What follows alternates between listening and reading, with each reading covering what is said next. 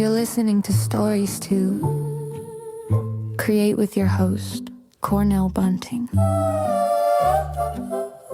Author, motivational speaker, and founder of ES Each Episode.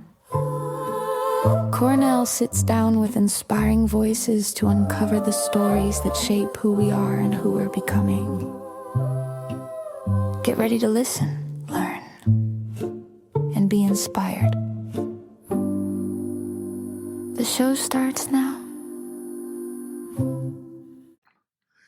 Yes. Welcome to another episode of Stories to Create podcast right here at ES Club. As you can see, today is a beautiful day, people. We are here with the big bad, some would say a poet that teaches his craft in such a unique way. It's a beautiful thing. We gonna dive into his story today. Ladies and gentlemen, my beautiful listeners, without further ado, help me welcome Mr. Mark Drew. My brother Cornell. Thank you for having me on the show, man. It feels good to be here. I don't get out much, you know that. I know that, man. I know that. If you go out at a function and you try to find market, it's possibly not happening. But if it's something creative, there's a possibility we'll see you. Yeah, man. It's wild because, over a decade ago, we were always out. And it was this is true. I felt like it was a household name, whether I was Mark Drew or I went by the name OI as a rapper. Right. And I was this presence. Right. And then to me, people still see me and they see me. And I'm like, I'm still somebody. You remember me? I've been at home just raising kids, trying to teach the community. Right. And I don't even think people notice at times. I'm trying to keep up. I'm trying to stay relevant online, make a post on Facebook. I'm on Instagram. And it's hard, brother. It is. So to be on your show, where you have been, this is the 4th season? Yes, sir. I'm like, yes, sir. Wow, that's amazing, man. It's a beautiful thing, man. So what we do with our guests, man, and for the listeners, because, this is a treat to our listeners, we have our guests take us back to the early years. We was Mark born, grew up. What was that like? Man, you don't even want to start with that same sad, I grew up without a father in the city. Listen, you take us where you want to take us. So I'll take you to, I grew up with a grandfather. Okay. We'll spin it to a positive light, right? Yeah. I grew up with a grandfather in the city, really in the burbs of Chicago. Chi-Town. The north side burbs of Chicago. Evanston, okay. Finding my way like most young adolescents do. Right, Two older brothers doing their thing, and I dibbled and dabbled. That's my story. I dibbled and dabbled, hip-hop kid. You make a few mistakes here and there. You get involved in some things you shouldn't get involved in, and you learn. Yeah. And in doing so, your parent or your mom says, you're going to learn even more by sending your butt down to Chattanooga, Tennessee. Ooh. So by my sophomore year, I'm now in Chattanooga in a whole nother biome. Right. Literally another biome. If you're playing Minecraft, it's like another from the jungle. They're like, whew. You're now in the Antarctic. They're speaking another language. Yeah. Everyone doesn't look like you. Right. You hear the word boy, and I'm taking it as a racial slur because I'm like, hold on a second. Yeah. And because you have this perception of the South. Right. So that's the next phase. But it forced me to be me. Right. So I stopped being a follower when I was taken out of my comfort zone early on in adolescence. Okay. It put me in this place where, I have to be me. I stopped acting a fool and I started doing school. Okay. I was great at math. Yeah. I had teachers who saw that I was great at math. Right. And they pushed me forward in that position. And that's sort of what put me in the spot where I could then say, hey, I'm going to go to college. Yeah. Yeah. There was no doubt in my mind. Mm-hmm. My grandfather went to college. There you go. Which is wild, right? Fought in a segregated military because he didn't want to work in the coal mines. Right. To get that GI Bill to go to school for a better life. Right. And here I am, doing that same thing. And nothing really changed. It was making the music, going to college, boom. I'm an engineer now, right? There's not much to say about college. You learn this stuff, you have fun, whoop, get drunk, all right. You get out of that, and now what do? You got to find that money. Right. So that's what brought me really to Florida was, hey, I need a job. Right. They weren't building anything in Chattanooga at the time. Oh, okay. So that's what sent me here. It was the money. So to try to sum it all up, it's this hard knocks, whatever, not really hard knocks, not really a struggle, but this urban experience. Right. Learning a lot about people, being taken from that and thrown into the wilderness. Right. To find myself, pretty much. And then going out into Florida. Right. To become a man. So before we bring the listeners to Florida, your granddad was in Chattanooga. My grandfather, he was in Chattanooga. Okay. So originally born in Canton, Ohio. Okay. Moved to Chicago. He's the one who moved the family to Chicago, started that generational thing there. And then it was, again, in my adolescence there that he moved to Chattanooga. Okay. Because I had an uncle who moved. It was a whole family. It was crazy. It was like a exodus, bro. Yeah. Movement of our people, because we stuck together like that. Maybe that's the most important thing in my childhood that I should have been describing. Right. On Sundays, we're at grandparents' house, every Sunday. Yeah. We had a 2-flat, they lived upstairs. My aunt and my cousins lived downstairs. We were always there. Yeah. Another uncle, they were right around the corner. When they moved to Chattanooga, that's when grandparents bounced. It wasn't long after that to my aunt, my mom, are like, we're going too. We're going. There was a summer where I lived with my grandparents in Chattanooga before my mom even came down there. So I was down there for a summer and a semester of high school. Okay. Just with my GPs. And it was like, you want to talk about being in the wilderness, learning. Right. That was it, man. That's why I can say I didn't have a father, but I had a father. That was the greatest man I knew, man. That's beautiful. There was so much to learn out there. Yeah. But it was the family. It's always stuck together. That is my secret. That's awesome. My secret to success is the family. It's the family. That's beautiful. That is beautiful. Now, you say you were, back then when you were running, what kind of rap music was happening? Who was relevant? Who was the rappers that was relevant at the time? Chicago, growing up, I love Common Sense because I was from Chicago. Common was amazing. Back in the Tupac Biggie days, I was an East Coast guy. I loved the lyrical bars. I felt that some of the other music was a little too harsh. I was like, it's gangster rap, because I couldn't relate. I wasn't a gangster. Right. I'm a hip hop. I can relate to some graffiti, some dancing, some partying. But now when we shoot, Robin, that wasn't my life. So I really couldn't relate to it. So honestly, that was not my thing. It wasn't until later in life that I could actually sit back and say, okay, this is a story. Right. Someone's story, I can't take that away from them. I learned to appreciate it. Yeah. So I'm a Raw Cuts Records type guy, Most Def, you know what I'm saying? Okay, Most Def, yeah. Lyrically, Eminem, come on, you got to give Eminem his props. Definitely. If I want to go back even further than that, my brothers were playing records by KRS, Rakim, dude, Nas, oh my goodness, I love these guys. Yeah, I like that, man. I was a big Nas fan back. Well, that was because Nas really blew up in the late 90s, isn't it? Dude, 94? 94. 96? Yeah. To me, that's the golden era. It was just amazing. Just, classics. Yeah. Them boys dropped some bangers. They dropped some bangers, man. That was beautiful. So, as a young man leaving from Chi-Town, going to Chattanooga, not seeing that there is much happening there as far as the economy go. You had those conversations with your family, like, you know what, I got to make a move. They weren't even family conversations. It was just a conversation. I had a partner, a college buddy, Brandon Lacey, had employment in Florida. So he was already down there. He had moved down there. He had a job. He's pretty much saying, hey, it's hot. Yeah. So it was like a no-brainer. Right. I didn't question it. That's where the job's at. Mama, this is what we do. That's what we do. And go get it. Yeah.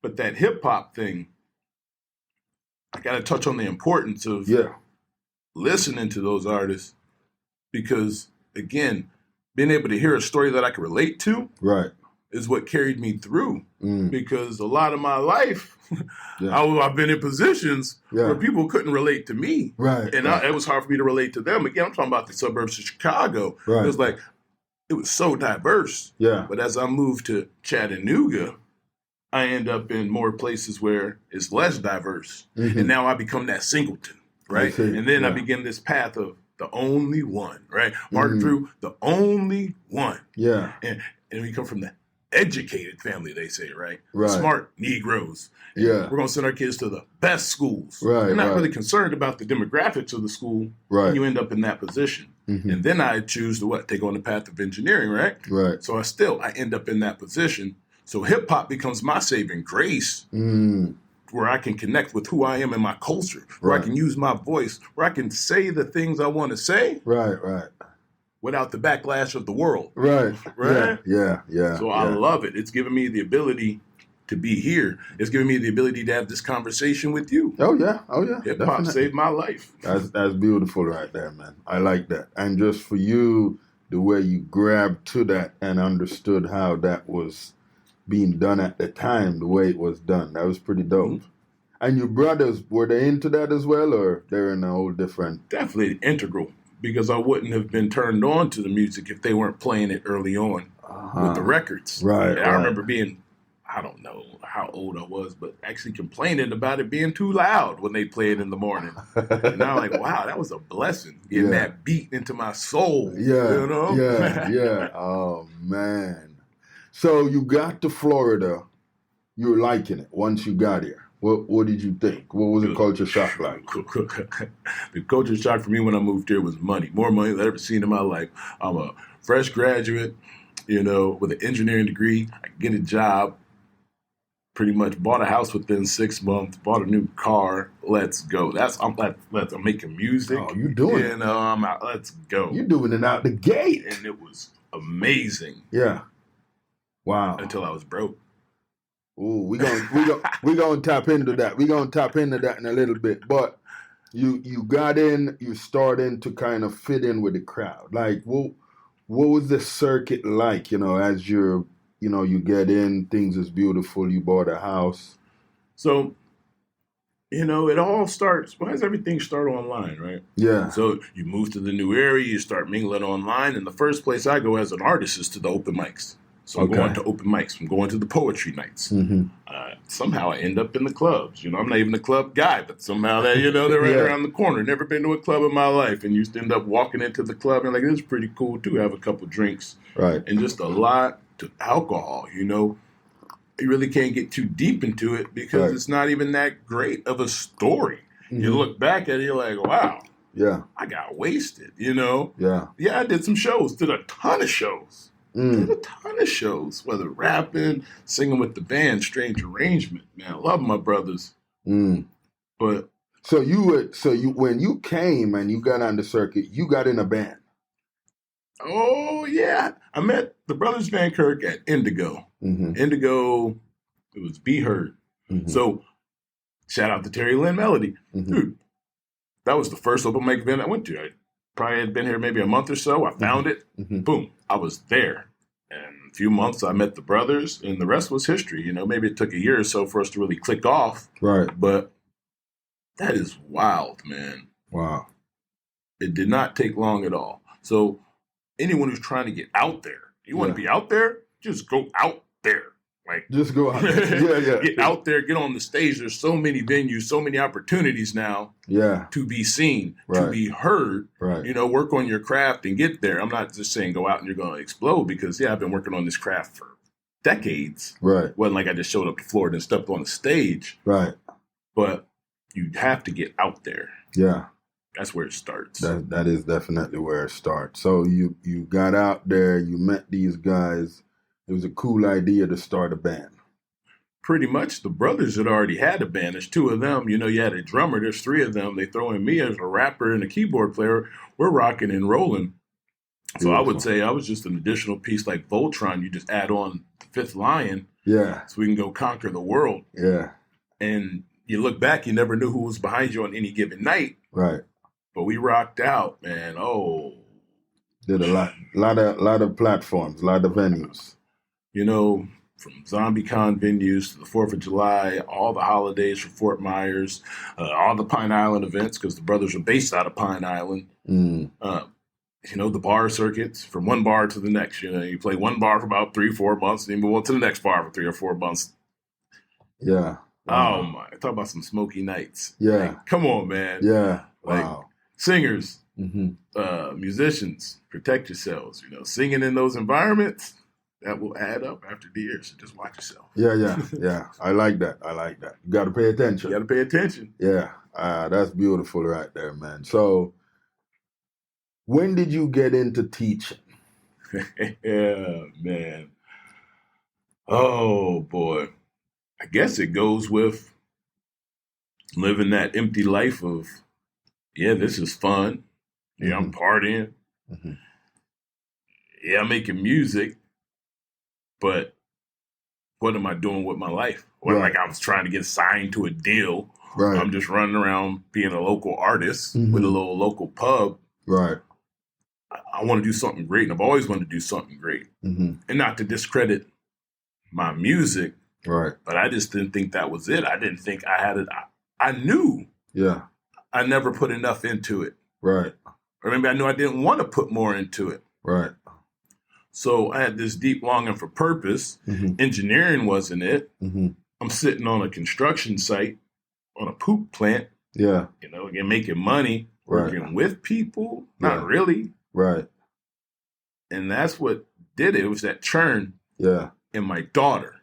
Okay. Shaylin. So all this is going on, and I have my firstborn coming into life. And it's like, what is my purpose, man? I have to work with people. I'm good with my voice. Right. There has to be something more I can do with my voice. Right. And there has to be something more I can do with my intellect. Yeah. So how do I bring this engineering and this voice thing together? Right. And I swear, man, it was like, it's God. Yeah. How do I get paid to use my voice? Yeah. And I know I could just jump and pay myself as a motivational speaker right away. Right. So teaching was the path. Yeah. Yeah. Teaching was it.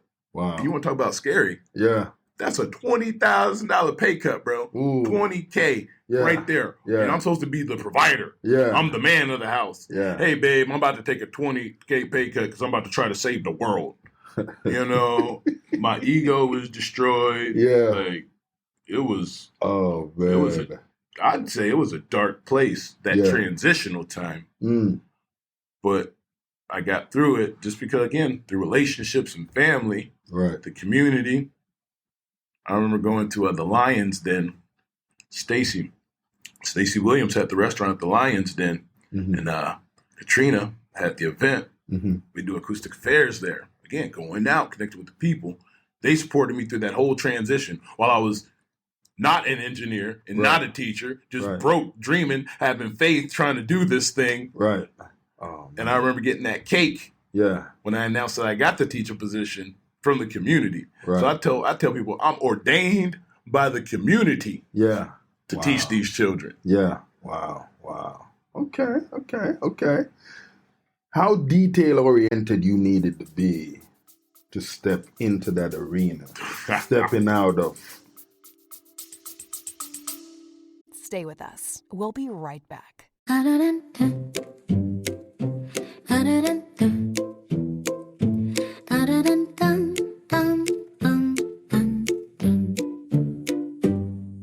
Every young person carries a story of hope, of struggle, of dreams waiting to rise. But in too many underserved communities, those stories go unheard.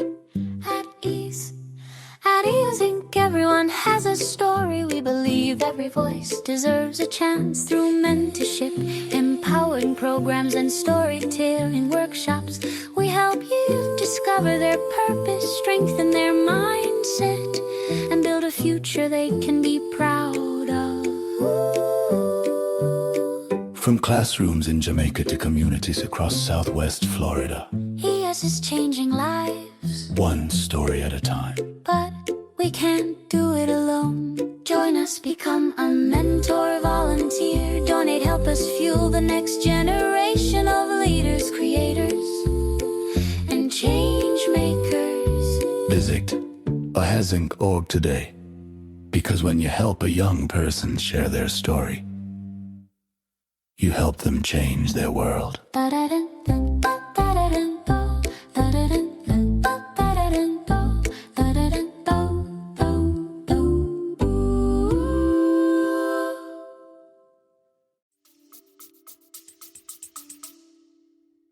I didn't know a thing about teaching, man. And I'm going to tell people, I tell people every day, it isn't for everybody. Mm-hmm. I don't encourage people just to go into teaching. You have to want to teach. You got to want it. You have to want to teach. You got to want it. And if you don't want to teach, do not be a teacher. Yeah. So I went in not knowing anything. I went in using all that I knew, which was how to love people. I like that. And how to use my voice, how to use my mind, how to connect, how to perform every day.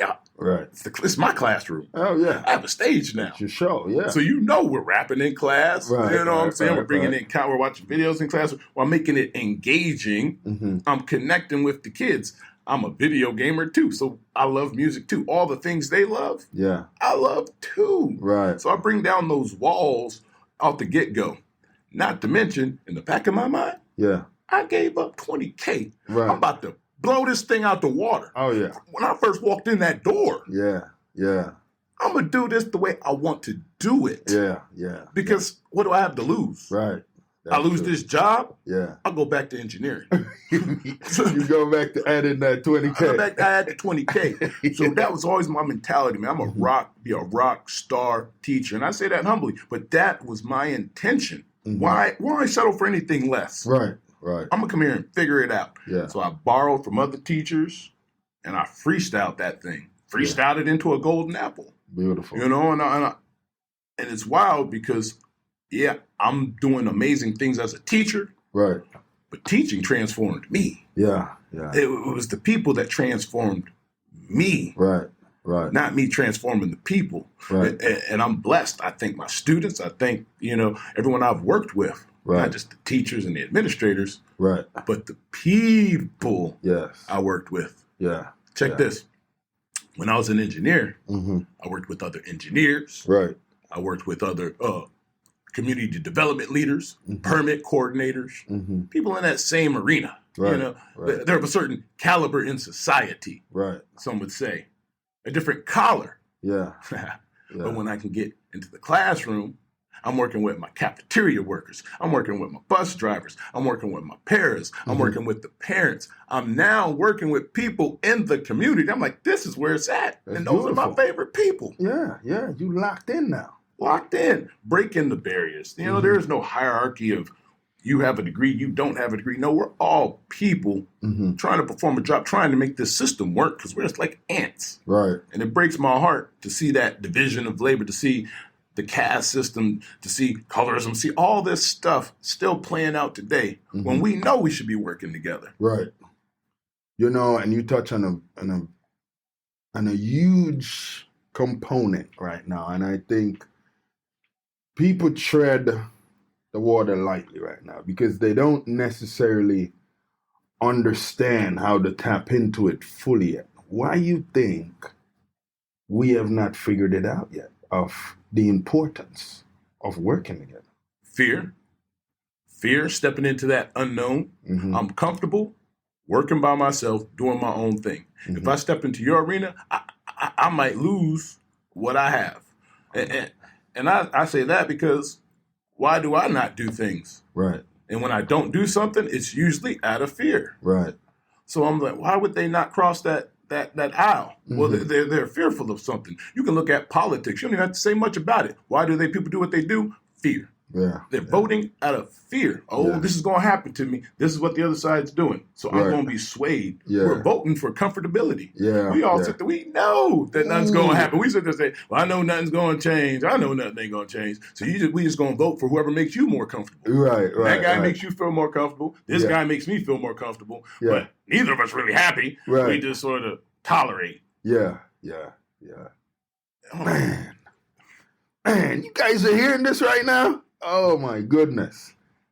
We need to hear that, man. And I think we got to tap into that. At some point, we got to step into that arena. Oh, I'm ready. I'm tired of, personally, I've been battling this thing for, I'd say, since COVID. Yeah. Battling this issue that no one's talking about. We're not talking about racism. We're not talking about the division. And when we do talk about it, all we're doing are pointing fingers. Right.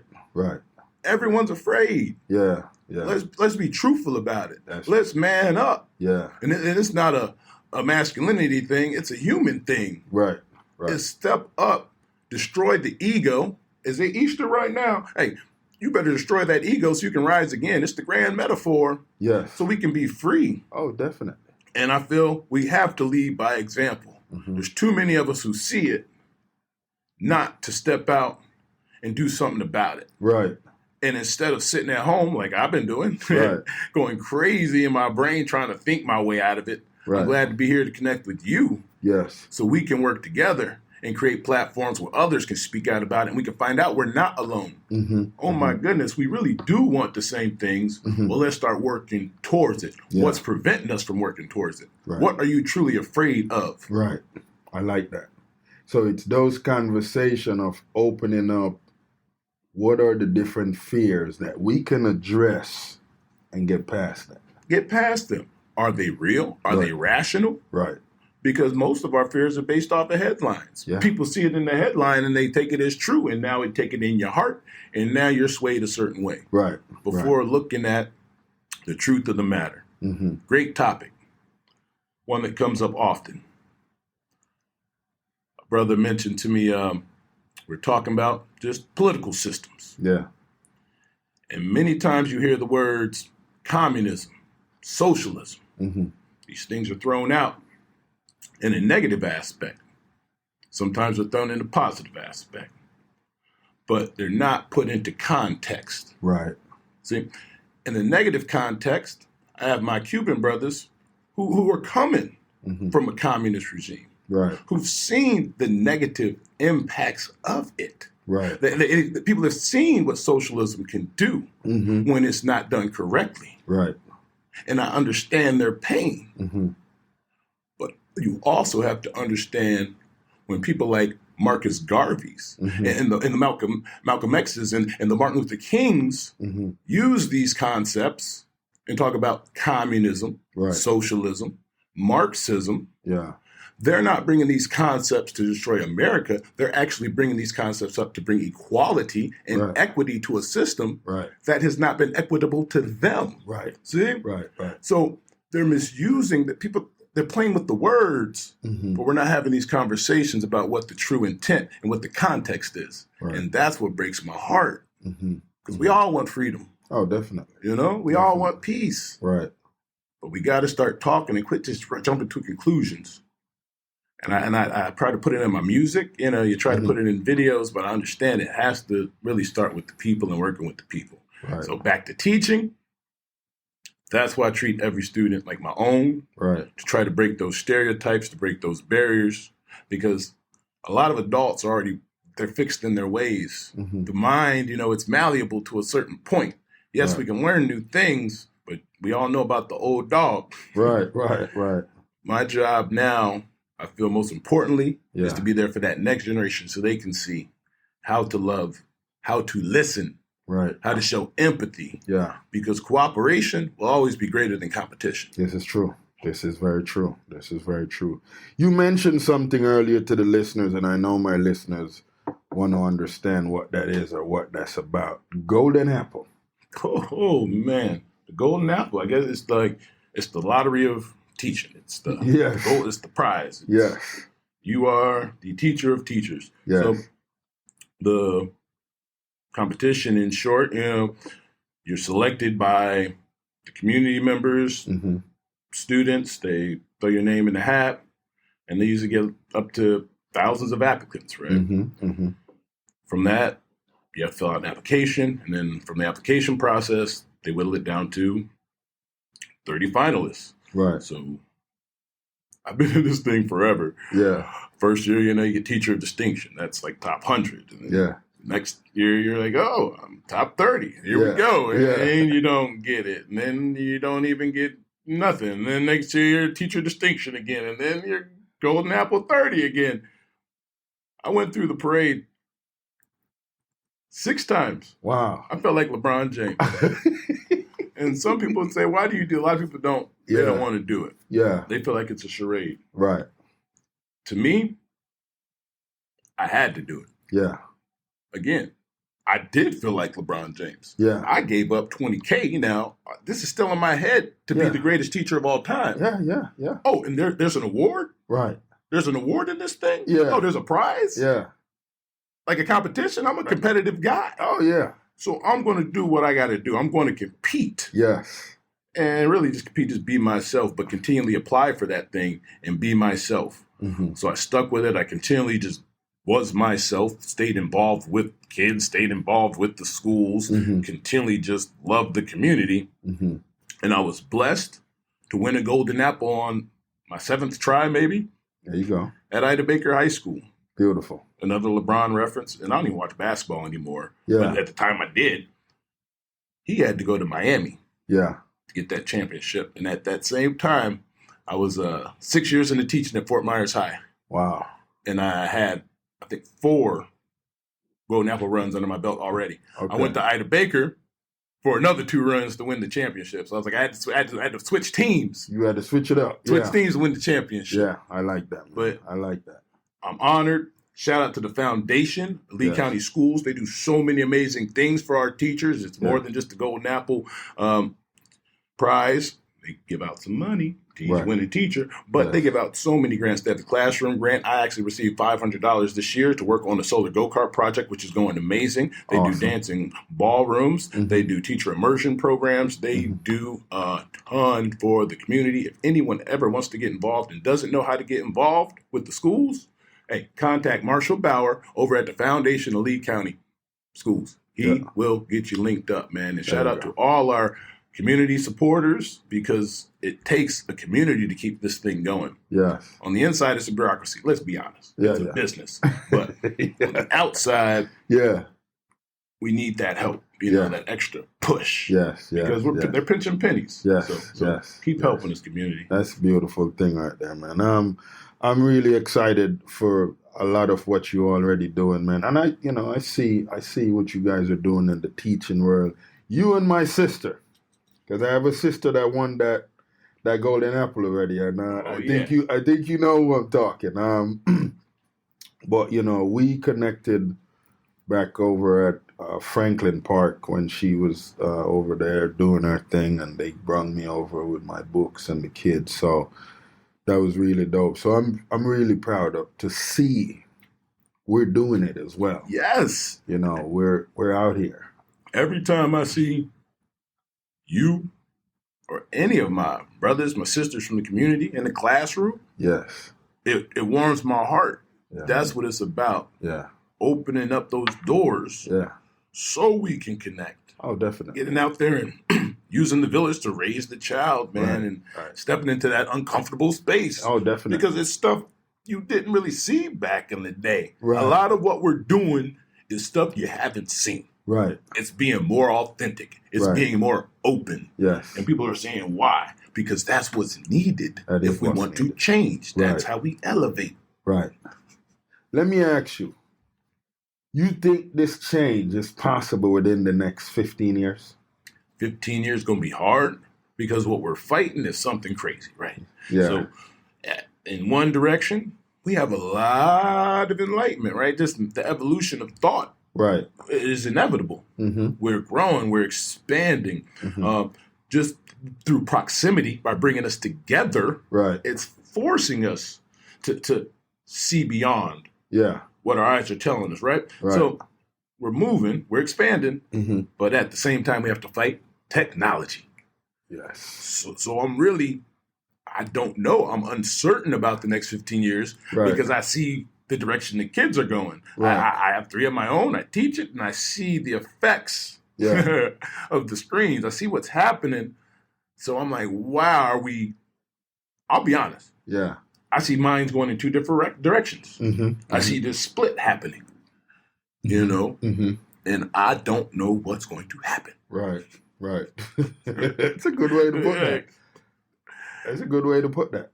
The paradigm shift we're in right now, the clash of all these different gens, you know, coming from the baby boomers to now the Gen Z, and in between, millennial and all. Who's handling this paradigm shift the best? I think, oh, come on, I'm biased. My generation's handling, come on now. I'm handling it the best. You know, this is my thing. Yeah. Right? Yeah. I understand it because this is my thing, right? Right. Before baby boomers, it's outpacing them. Right. It's outpacing them right now. Yeah. Yeah. We still have to help them with the phone, you know. Yeah. Sorry, baby boomers, but you know, hey, how do you send this message, right? Right. We're still keeping up. Don't get me wrong, it's moving fast, Right. but we're still keeping up. I'm saying we're in a good spot. Yeah. Because we're not too far gone. Right. I wasn't raised with the screen. I know what life was before the screen. Right. I know what it was like before that. Yeah. So I can still step outside and enjoy a peaceful day. Yeah.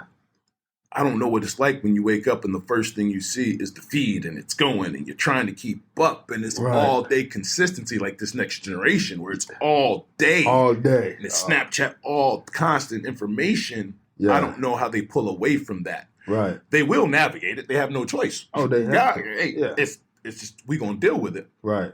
But the shift, you said how they deal with it, it's gonna be hard for them to pull themselves out. Yeah. Those who, it's like any addiction. And the earlier it starts, the harder it is to reverse. Mm-hmm. You know? Yeah. And the deeper the effects. So God help us, parents, man, keep working with your kids, keep fighting. I'm fighting every day. Yeah. I feel it's important. Let them be bored, man. Yeah. That's a conversation we can have. Let them be bored. Let them be bored. It's okay to do their that. Minds. Yeah. Because I see what that radiation is. And I don't know if we're teaching as much to the kids on the danger of all that radiation. Because there's a lot of radiation that comes from that phone. Oh, yeah. There's so much. And then back to the paradigm. We can go back to the paradigm. Oh, definitely. Let's stay there. Yeah. Because times are changing. Mm-hmm. Like, who screwed up? When you talk about a paradigm, Right. it's really talking about something that's transitional. Something is flipped. Mm-hmm. So, and we're talking about time. Right. So I get this. Who screwed up? Mm-hmm. And who can fix it? So I feel like I started off already misconstrued. I started off with this messed up picture. Right. I feel like my mom may have the clearest picture of all. Right. However, she can't keep up technologically, right? Right. But she has the clearest picture of all. Mm-hmm. She saw it. Yeah. I was put into this beautiful picture of, hey, kumbaya, let's be real. I grew up in kumbaya. I did not see the hard times that I've read about in the books. I didn't live through the Depression. I didn't live through civil rights. Right. You know, I grew up through the 80s. Mm-hmm. And now things are coming full circle. And I'm trying to have to figure out how to navigate this. Mm-hmm. How am I handling that? I really can't tell you how I'm handling it until you look at to see how my kids turn out, right? Right. That's true. That is true. It's a journey. Because we're handling it the best way we can. Right. And how are they handling it? Well, we don't know until, I guess, their kids. Yeah. So I think we're all just socially in this twisted spot where we have to continually just talk generationally so we can help each other Right. through this shift. Yeah. Right? Because we all have this different time frame, this different reference of what the world truly is. So we need to connect with our elders right now before we lose them right now. Right. To get those stories of what their reality was. So we can then process that into our hearts and teach that to our children before we lose the truth. I'm glad you're touching in that because as you can see what they're trying to do now is erase history. Erase the history. Why you think that is? Why you think they don't want this generation to know what that looks like or what that was? Come on, man. It all starts with history. Yeah. Who you are starts with your story. Right. Your story has a beginning. Mm-hmm.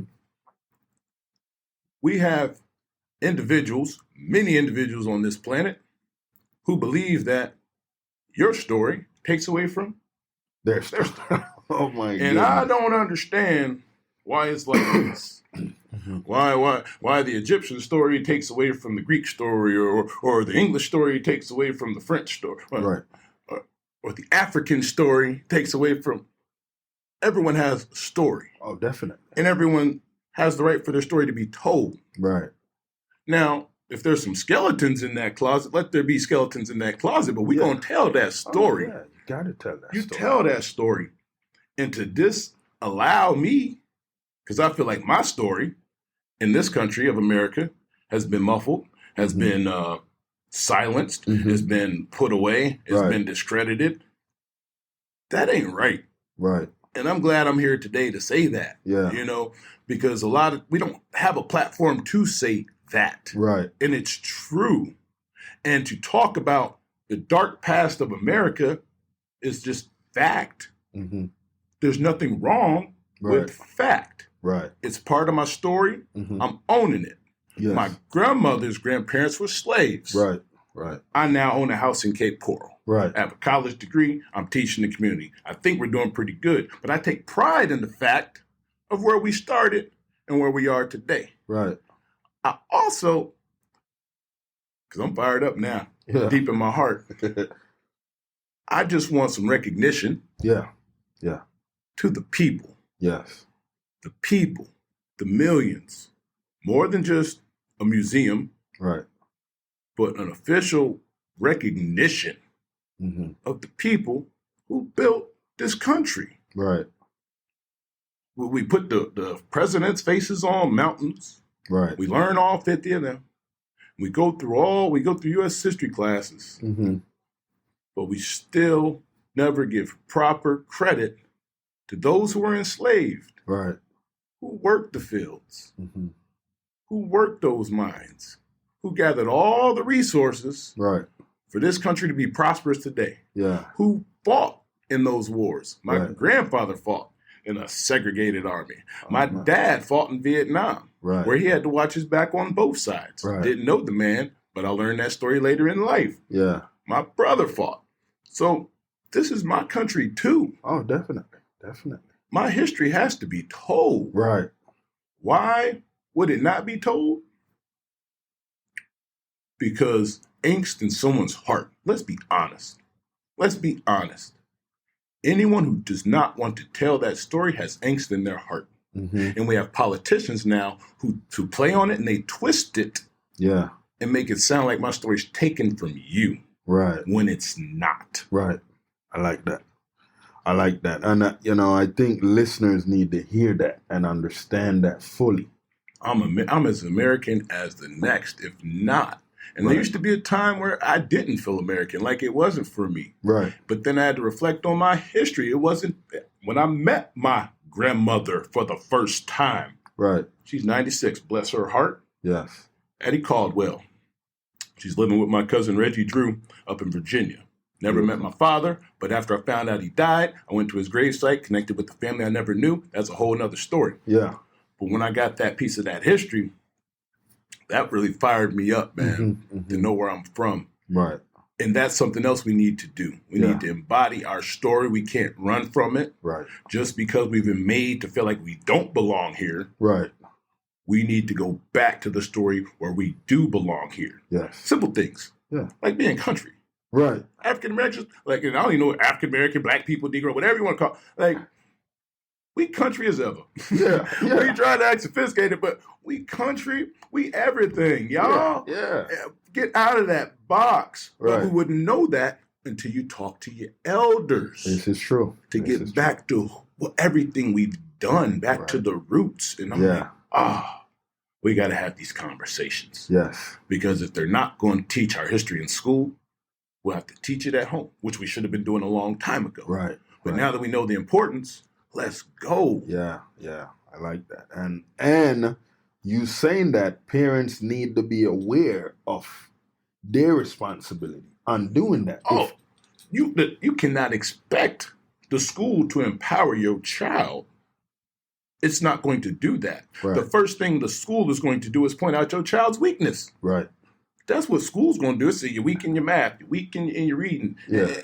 And then off you go to just filling in deficiencies. Right. The kid may never find his strength ever until he gets out of school, which happens a lot of times. Right. So it is so important that we continually nurture, and give our kids that foundational building block of self-esteem. Mm-hmm. Because that's a funny word, self-esteem. Self-esteem. It put the word self. Yeah. If you don't cultivate it by yourself. Right. The only self part of it is that it's stuck in you. It's stuck. It's yours. Right. But it comes from the interaction with other people. Mm-hmm. As a child, if you never see yourself win, how can you think it's possible? Right.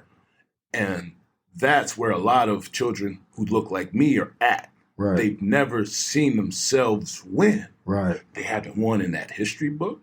Haven't won in the math class, and all they want to show them is, well, Steph Curry, he's winning.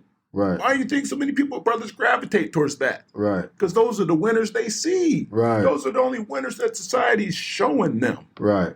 Got to show some of the other winners. We got to show other winners, Yes. other victories. Yes. And that's why our history is so important. Give all the kids a chance. Yeah, man. In my classroom, they all come from greatness. We talk in engineering, I tell them, you all come from greatness. Hey, Africans, you had pyramids, you were in China, you got the Great Wall of China.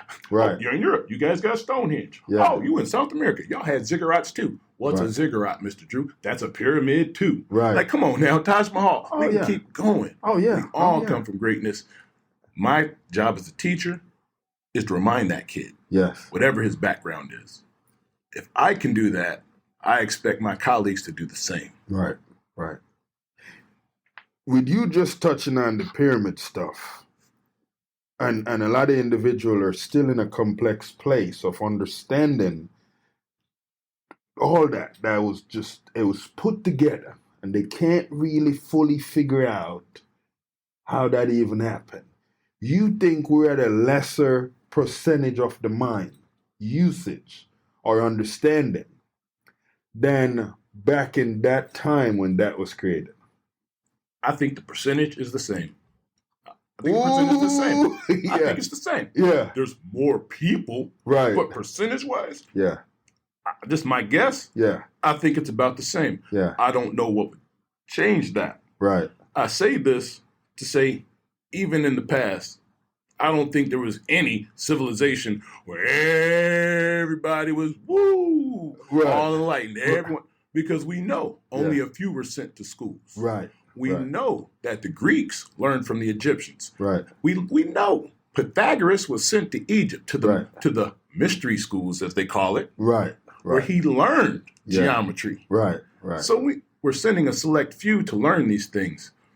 The question is, does everybody have the ability to learn it? Right. That is a hard one to answer. That's a question right there. Because our intellectual abilities are different. Our gifts are different. Mm-hmm. But percentage-wise, we've always had these builders, builders of society, builders, grand ideas.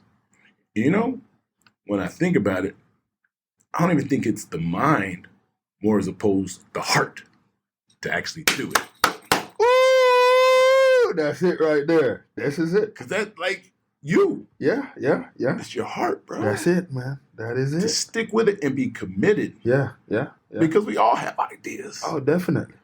We all have ideas. Definitely. But to go out and actually move forward and to grow, oh my goodness, brother. Yeah. God bless you. Yeah, man. And all those books. Still working on my first one. Yeah. You're like on book 35. Yeah. I love you, man. It's amazing. It is amazing, man. And listen, we're all doing it, man. We're all doing it, and we're doing some major things. And listen, you guys are welcome. You guys are welcome. I brought you a wealth of knowledge here that is just putting you on game in so many different. I hope, man. You know me, I'm just Ren. Yeah. I keep it.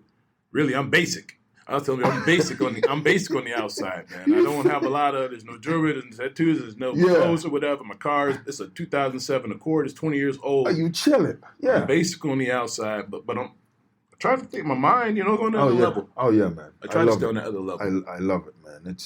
It's beautiful. Now, as we come towards the end of the show, and I know you guys are craving for more, but don't worry. We're going to bring Mr. Drew back. We got you. There's a few other things that we're brewing over here, and I feel Mr. Drew could definitely be on the show to kind of shed his insights on a lot of what that look like. But how can individuals find you if they want to? Never hard to find, you know. Always have an online presence. Okay. So Mark Drew Speaks, it's the moniker, right? Mm-hmm. Mark Drew Speaks on Instagram. Mark Drew on Facebook. Mark Drew Speaks on Facebook. I keep it public. I'm a public figure. Yes. The wife doesn't like it all the time. Right. So I she needs you for herself sometimes. I control, try to monitor my content. That's why I'm not posting as much. Right. But I have the YouTube, you know. DrewPrints.com.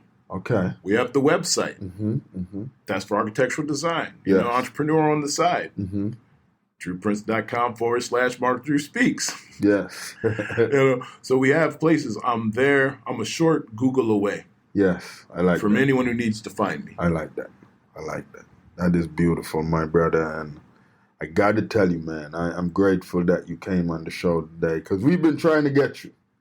We've been trying to get him, but, you know, he's a busy man, people. He's in the school and, you know, but we made it happen. We made it happen. Feels so today. good to actually come out my house. I'm telling you. I saw the light of day today. And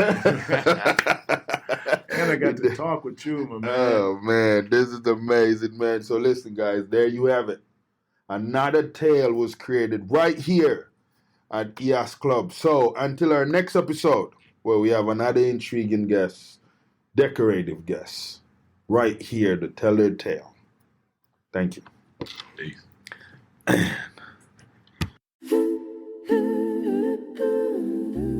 Thanks for tuning in and downloading this episode of Stories to Create.